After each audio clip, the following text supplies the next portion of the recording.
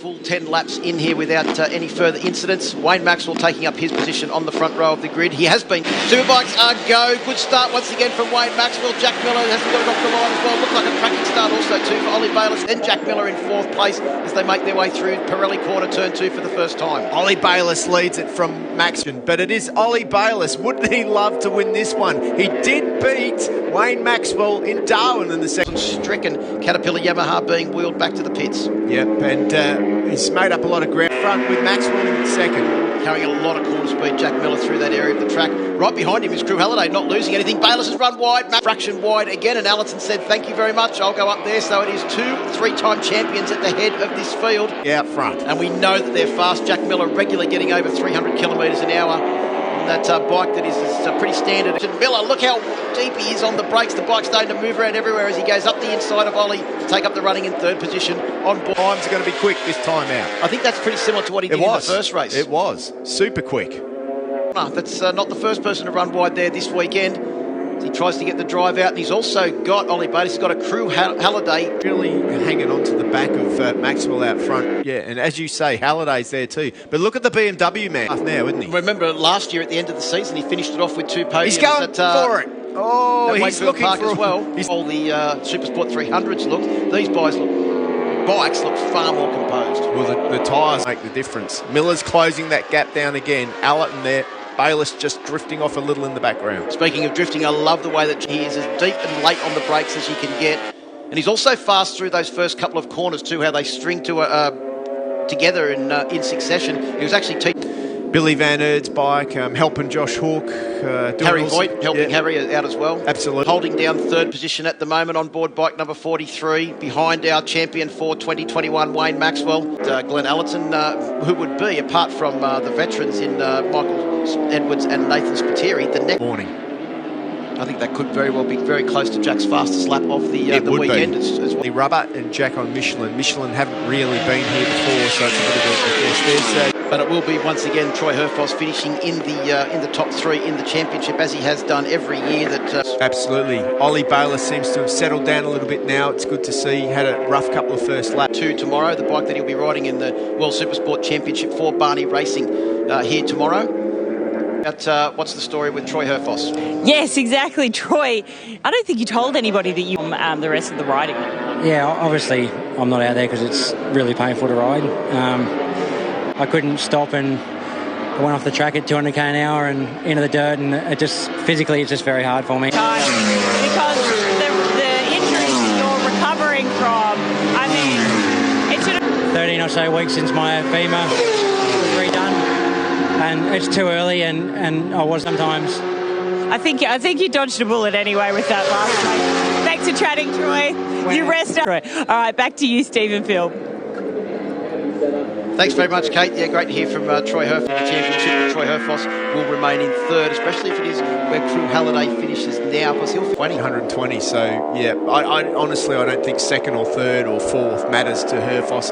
He only knows shakedown. That's what this weekend's all been about. And, he knows that he can do the pace. So when he gets... Set a new lap record once again. Well, why wouldn't you? 151.9 in the... a 151.19. Incredible lap time by... by Wayne Maxwell. And also, too, his bike is not as fast as the other Ducatis because Jack Miller's got 3... The areas of the track for him, like he can muscle it round, he's strong, he can use it to perfection.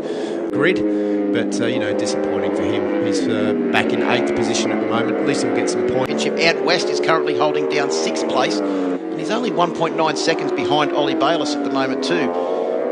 But we have to say, once again, a massive thanks to Motul. Big crowd this weekend have come to watch him, Josh Hawke, and all the other international guys coming back. But they've also come to win. It's been a highlight of a weekend, really, and it's just showcased, how good, our guys are as well. Up every Sunday night and watch them race, don't we? So it's good that they're here. It's a bit of payback. One of him as well, too. So it's going to be interesting to see if Arthur can actually get up into that 7th position. Good battle here between. Hasn't been in the rest of the rounds of the championship, but it's great to see Benny Burke back. Yeah, he's getting faster and faster too, has Benny, for a long time. Good to see. Also, too, that remembering that Jack Miller sitting in 3rd place has his other bike, which he wouldn't have sampled at any stage during this weekend. And yes, they're the same motorcycle, Steve, but they always feel different, don't they? It's a completely different animal to what Jack's used to. So, You know, he's done really well to do what he's done, but you know, to do what he's done here this weekend, you know, it's fantastic. Behind Glenn Allerton, then it is Crew Halliday in 4th place. As we said, will move up into a 3rd place in the championship. I'll be on a red bike. He certainly will be, and it's going to be a massive experience for him to head over there. Tracks he doesn't, him, his dad. They're staying with Davide Tedozzi in the Ravenna area. So, you know, he's going to have it all his... And West, let's hope we see him back in the championship in 2022 as well. Yeah, in saying that, he has been... They'll be right. Ollie Bayliss, you can just hear that. The suspension working there, Phil. Yeah, look at it. Suspension is working absolute overtime, and so's that Pirelli rear slick as well. Looks like since he's been training on the Avalis that we saw some footage of earlier on, he was always economical with his body, so it doesn't hang off the side of his bike. Have a look at his knee sliders. They actually look brand new every time you see them because he very rarely gets his knee Avali. Well, that is true. I think your son wants you to buy an Avali too, Steve, just quietly. Oh, I'm sure he does. A bit of a gap to Aidan, to Ollie Bayliss in front of him, and also Jed Metcher behind him. But apparently Jed was saying it should be announced in the next week or two, so we'll know more about the expansion of that team. Brock Pearson and also young Max Stouffer, who it's been confirmed this weekend will be riding a Yamaha Superbike next. That will be another privateer Yamaha team on the grid. Maxwell is just incredible in the opposition. But he has done a Jorge Lorenzo effort here this weekend, hasn't he? His lap times in lap was a 51.740. That was still faster than anyone else out there on track. Well, through Alpine Stars corner for the final time.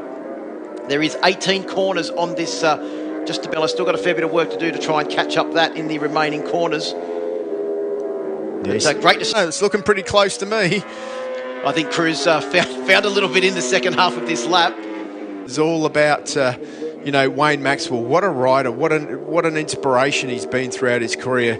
Let's hope he does come back. But, boy, he's been... Trying desperately to hang on to that last podium position. Crew Halliday would love nothing more than to be able to draft him to the line. As they come out, it is Maxwell that crosses the line, takes another victory. Wayne Maxwell, the 2021 Alpine Stars Superbike champion.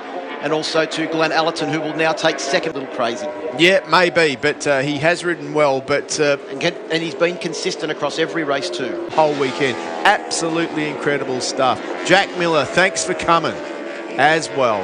Earlier on in the day, so good to see that. That was actually his second podium of the year. We forgot about his podium at the first. Talking to KP very shortly down there in the AMX Superstores podium area. What do you think? I hope he comes back next year and goes round again on board that Boost Mobile Racing with K-Tech team.